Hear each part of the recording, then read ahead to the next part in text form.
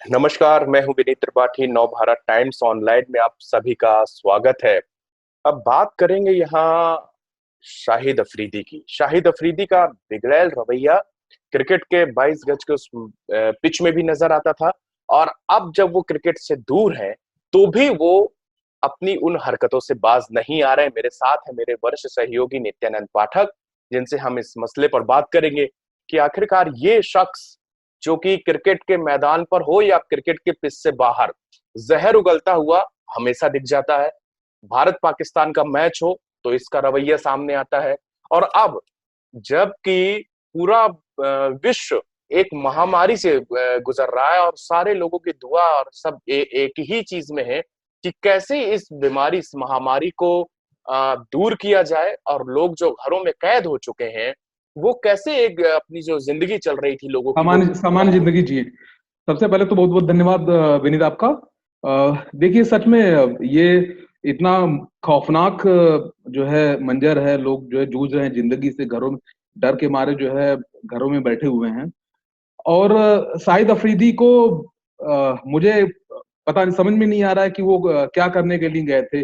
लोगों की मदद करने के लिए गए थे, या उन्हें उकसाने के लिए गए हुए थे, या भारत के प्रधानमंत्री की बुराई करने के लिए गए थे। अच्छा, ये सबसे बड़ी बात यह है कि शाहिद अफरीदी अपने छक्कों के लिए जाने जाते हैं, लेकिन अपने विवादित बयानों के लिए भी खूब जाने जाते हैं। जी।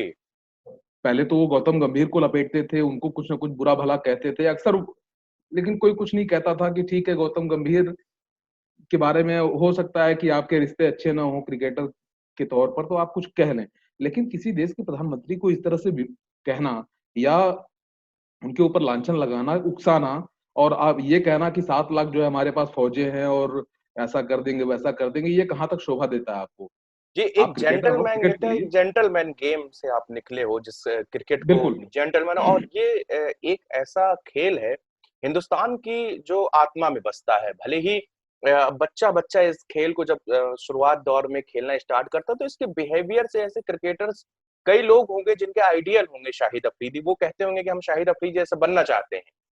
बिल्कुल बिल्कुल, आप सही कह रहे हैं। अच्छा, देखिए, सबसे रोचक और भयानक दोनों बातें हैं कि जो है आप भारतीय क्रिकेटर युवराज सिंह, हरभजन सिंह से मदद के लिए गुहार लगाते हैं, जी कहते जी। हैं कि आप जो है हमारे फाउंडेशन के लिए जो है मदद के लिए एक बार आप एक वीडियो रिकॉर्ड करके भेज दीजिए। और मानवता के नाते जो है हमारे क्रिकेटर्स कर भी देते हैं, बिना इस बात को ध्यान रखते हुए कि जो है उनके अपने लोग क्या सोचेंगे, कि पाकिस्तान के लिए आप जो है अपील कर रहे हैं, बिना डरे वो कर देते हैं। लेकिन जो है आप फिर उसके बाद जो है अपने बिहेवियर से उनके जो दोस्ती जैसे पाक रिश्ते को भी जो है एकदम नापाक बना देते हैं, जी और उन्हीं के देश के खिलाफ आप जहर उगलते हैं।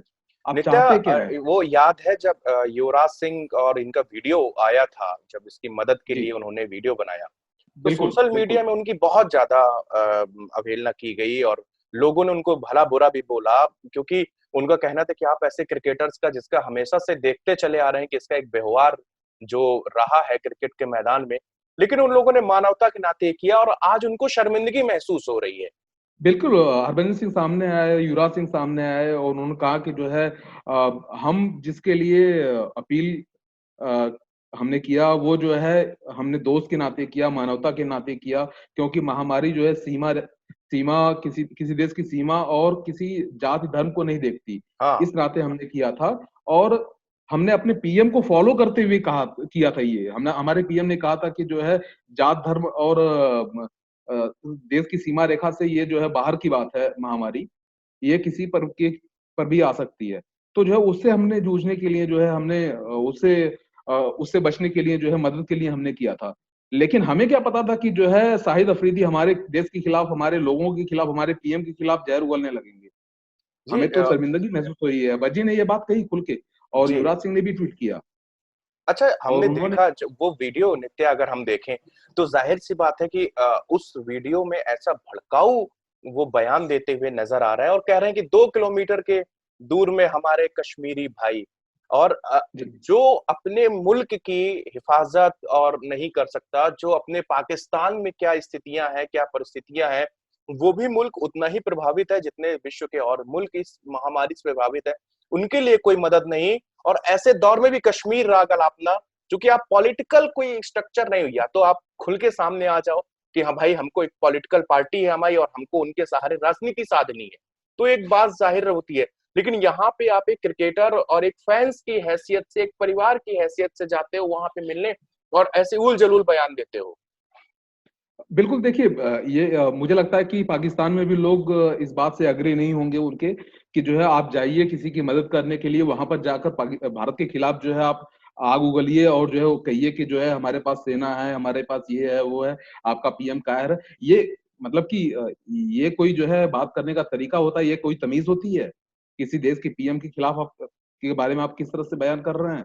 और वो भी तब जब आप किसी की मदद के लिए गए हैं, वहां पर जाते आप लोगों को, आप जो है उनको बात करते कि जो है इस मुश्किल वक्त में आप किस तरह से जिंदगी जी सकते हैं और किस तरह से बेहतर खुद को कर सकते हैं। और छोटे छोटे स्थानों से जो है अच्छे टैलेंट निकलते हैं, आप वहां जाते टैलेंट हंट करते, कुछ अच्छे क्रिकेटर को लेकर आते, ठीक है। लेकिन आप ये नहीं करेंगे, आप जाएंगे उकसाएंगे, जहर उगलेंगे। क्यों? क्योंकि आपके मन में यही भरा हुआ है। इसका कुछ नहीं हो सकता। अगर आपको लगता है कि युद्ध, तो देखिए युद्ध किसी चीज का जो है निर्णय नहीं होता। और आपको अगर देखिए जो है शाहिद अफरीदी के जो है समय में एक युद्ध हो चुका है, ठीक है, भारत और पाकिस्तान के बीच में। उसका रिजल्ट क्या रहा, ये उन्हें अगर पता नहीं है तो एक बार पता कर लें। और मुझे नहीं लगता कि शाहिद अफरीदी इतने नासमझ है कि उन्हें नहीं पता होगा, अच्छा वो खूब देखिए, जानते हैं। दानिश नित्या, दानिश कनेरिया, जो वहां के खिलाड़ी अक्सर विवादों में रह रहे हैं, तो विवादों में इस वजह से रहते हैं क्योंकि उन्होंने अपना जो यूट्यूब चैनल है उसके जरिए तमाम ऐसे अपने ही खिलाड़ियों पर आरोप लगाए हैं कि मुझे मजहब के लिए मैचों में नहीं लिया जाता था। और उन्होंने शाहिद अफरीदी के ऊपर भी आरोप लगाया ऐसा। अच्छा, मैं इधर पे नेता एक खिलाड़ी का जिक्र करना चाहूंगा, शोएब अख्तर का। शोएब अख्तर का भी एक अपना पहले जब हमको देखते थे, लेकिन अब उनमें बड़ा फर्क नजर आता है दोनों उनके रूप में। आपको भी वो चीज महसूस हुई? बिल्कुल बिल्कुल, ये क्रिकेट के मैदान पर बैट बॉय की इमेज थी उनकी। जी और कभी भी किसी को कुछ भी कह देना, लेकिन जो है काफी परिवर्तन, डायनेमिक परिवर्तन मैं कहूंगा कि आया है। और खास तौर पे जो है वो अपने पड़ोसी देश यानी भारत के बारे में तो कभी बुरा भला नहीं कहते दिखते हैं। हालांकि देखिए जो है शोएब अख्तर यहाँ बहुत मायने नहीं रखते हैं, क्योंकि जब पूरा देश पाकिस्तान जो है भारत के खिलाफ हो, तो किसी एक के जो है पक्ष में, विपक्ष में होने का कोई मतलब नहीं होता। कोई उसकी चर्चा बहुत छोटी रह जाती है, ठीक है। जी और रही बात दानिश कनेरिया की, दानिश कनेरिया वहां पर इकलौते हिंदू क्रिकेटर थे इस समय। और इससे पहले कई लोगों ने खेला, लेकिन जो है दानिश के बारे बारे में जो सबसे पहले शोएब अख्तर ने खुलासा किया था कि कुछ सीनियर क्रिकेटर ऐसे हैं कि जो इनके साथ खाना खाना पसंद नहीं करते। जी और जी और शोएब अख्तर ने सबसे पहले खुलासा किया था। उसके बाद दानिश कनेरिया सामने आए, उन्होंने अपनी बात कही यूट्यूब चैनल की के जो है तौर पर में जो है उन्होंने बताया, सारे खुलासे किए। और अभी कुछ दिन पहले ही उन्होंने खुलासा किया कि शाहिद अफरीदी एक इकलौते ऐसे खिलाड़ी थे जो शुरुआत से ही उनसे उनसे जलते थे। जी और वही। हाँ उनकी वजह से ही लिमिटेड ओवर्स में जो है दानिश कनेरिया बहुत नहीं खेल सके। शायद 16 मैच उन्होंने खेला है, पिछले उनका 10 साल का करियर रहा है और सिर्फ 16 मैच मिले मैचेस हैं। खेल पाए जी। जी। तो वही मैं तो एक बार कि ये इनका शाहिद अफरीदी का, चाहे द ऑफ द रिकॉर्ड जो हम ऑफ द फील्ड देखें चाहे इन द फील्ड देखें, हर जगह ये बेतुका रवैया इनका रहता है। पता नहीं इनकी मंशा क्या है, ये क्रिकेट खेलते हैं या फिर जंग का मैदान समझते हैं उस पिच को जहां पे लोग पूजा करते हैं और जहां जो खेल लोगों की आत्माओं से जुड़ा है। देखिए, अगर बात करें जंग का मैदान, तो नहीं पता है। तो जो लोग शहीद हुए, चाहे मेरे देश के हों और चाहे उनके देश में जो कत्लेआम हुआ, आए दिन वहां पर बम विस्फोट होता रहता है, उस फैमिली से जाके पूछे। मुझे लगता है कि वो ज्यादा अच्छे तरीके से समझ सकेंगे कि नहीं क्या हो रहा है, किस तरह से जो है इस चीज को देखा जा सकता है। और युद्ध जो है भारत पाकिस्तान के बीच, ऐसा तो है नहीं कि युद्ध हुआ नहीं है, हुआ है। उसका निर्णय क्या रहा है, जो निर्णय रहे हैं पिछले पूर्व में, उनसे अंदाजा लगा ले कि अगर आने वाले वक्त में अगर युद्ध होता है तो उसका क्या रिजल्ट हो सकता है। जी। ठीक है, उनके पास 7 लाख फौजें हैं, हमारे पास भी जो है ऐसा नहीं है कि जो है फौजें नहीं है, नित्या, लेकिन आपको लगता युद्ध क्या कौन है चाहता है? कि शाहिद अफरीदी ऐसा क्यों करते हैं बार बार, एक बार हो, दो बार हो, हर बार इनको पीओके में जाकर और कश्मीरियों को उकसाना और वहां की आवाम को भड़काना, जहां पे जिस कश्मीर में आज अमन है, चैन है, शांति, वहां पे लगातार सेना शांति बनाए रखने की, और भारत सरकार भी लगातार प्रयास कर रही है कि उस क्षेत्र को प्रोग्रेसिव किया जाए, वहां पे उद्योग धंधे लगे, वहां के युवाओं को बिल्कुल। रोजगार मिले।